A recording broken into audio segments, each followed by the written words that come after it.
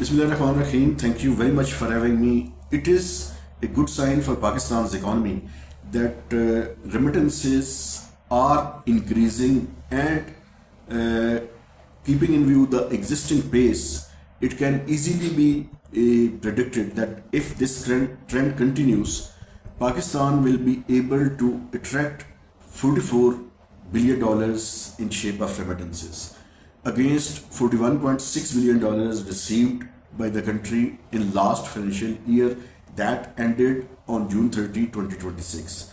And there were apprehensions that this trend might not continue, keeping in view that government and Ministry of Finance as well as State Bank of Pakistan had discontinued the Pakistan Remittance Initiative because and Ministry of Finance argued that it was resulting into another monster of circular debt.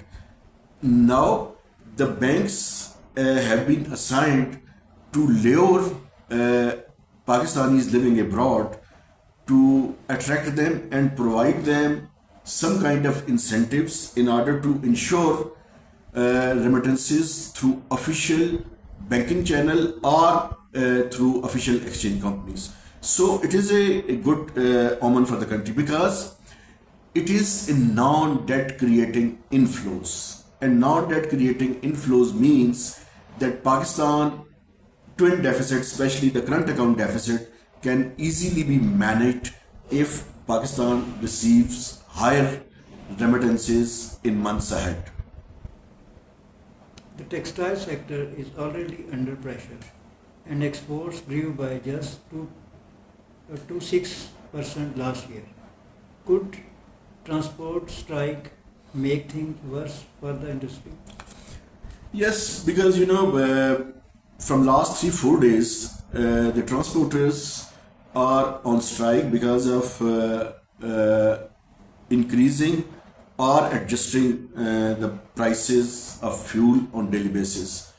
Although in few days we have seen that the prices have decreased, but it has created difficulties for them because it's hard for them to fix the transport fares from one part of the country to another part of the country in order to ensure transportation of raw material as well as for exporting goods and transporting it at the port cities.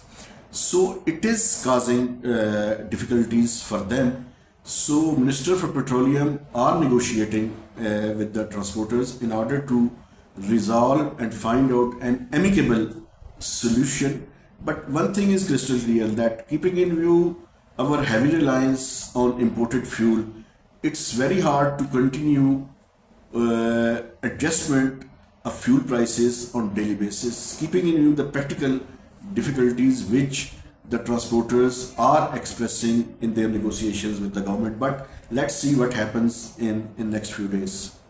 Manufacturers warned that a prolonged strike could halt production and hurt exports. How quickly does the government need to resolve this? I think there is an urgent need and dire need to resolve this issue as soon as possible. I have mentioned earlier that Minister for Petroleum Ali Parvez Malik is negotiating with the transporters, and in order to find out any solution mutually agreed between the two parties. There is one side of the government and other side is these transporters. So it will definitely halt the production because when the raw material will not reach to the desired destinations, it will result into halting of manufacturing sector. And when there will be no finished products, then how we are going to achieve a higher exports trajectory?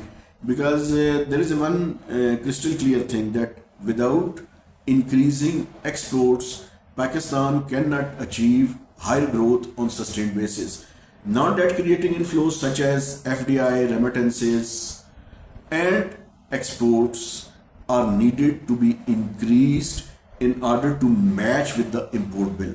because if imports are increasing at the rapid pace and exports are not increasing up to the desired mark, it will result into the widening of the trade deficit. Then remittances and FDI can fulfill this gap, but ultimately then Pakistan's reliance will be increased on external borrowing, and this is not the good thing, because ultimately when the trade deficit and the current account deficit widens, it resulted into the balance of payment crisis, which we have seen in last 30 to 40 years period, that whenever our imports increase at rapid pace than the exports, then there is no other option but to go back to the IMF program. So on one side, remittances is a good omen, but on the other side, Pakistan will have to focus on increasing exports. Pakistan and US are making progress on reciprocal trade deal. What could Pakistan realistically gain from it? Pakistan is struggling to secure reciprocal trade and investment framework through which Pakistan is going to attract incentives on increasing investment from the United States, but it requires to present the bankable and commercially viable projects. So recently, Pakistan has identified certain projects from where the US companies can invest in Pakistan. And on tariff negotiations, Pakistan is also negotiating with the United States to get an attractive offer in order to promote its increased market access and then increase its exports. On one side, we are struggling with the United States, but now there is another thing, and that is the European GSP Plus. It is in the transition period, and now the stage is set when Pakistan will have to undertake hectic lobbying in order to ensure continuation of GSP Plus schemes from European Union, and Pakistan will have to apply for it for the next GSP Plus, and then it requires diplomatic as well as economic and commercially negotiations with the EU Parliament and the EU Commission to clinch this favorable incentives from the EU.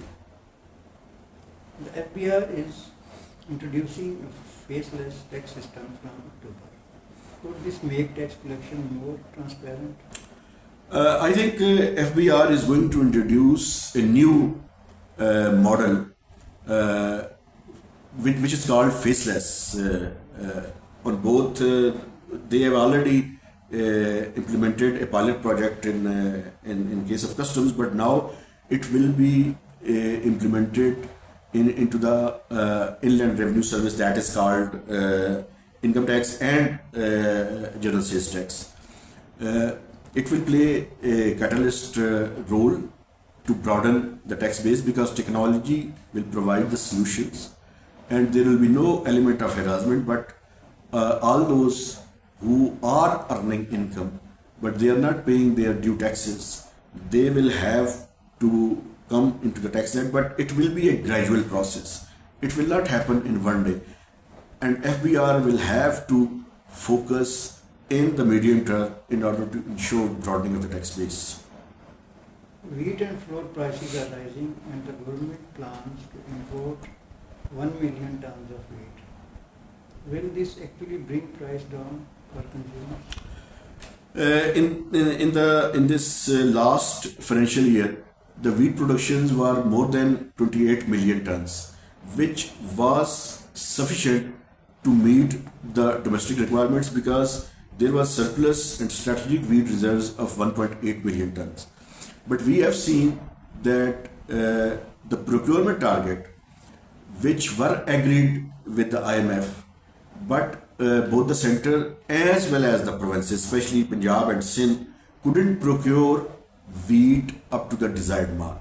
Now there is a plenty of wheat which is lying with the farmers or the stockist.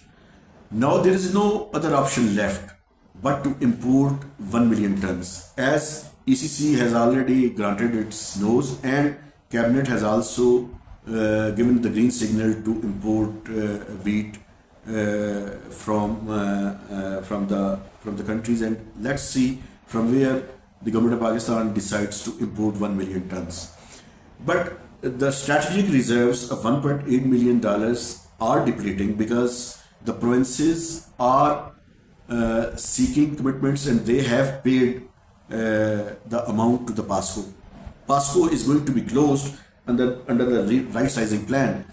So there is no other option but to ensure import of wheat as earlier as possible, because otherwise we have seen that the prices of the flour as well as the roti has been increasing in the domestic market, and with this import the government and the four provinces will be in position to meet the domestic requirements, especially Punjab, KP and Sindh, because Balochistan has sufficient wheat to meet their domestic requirements. So at the moment there is no other choice but to import the wheat as early as possible in order to avoid exploitation from the market forces.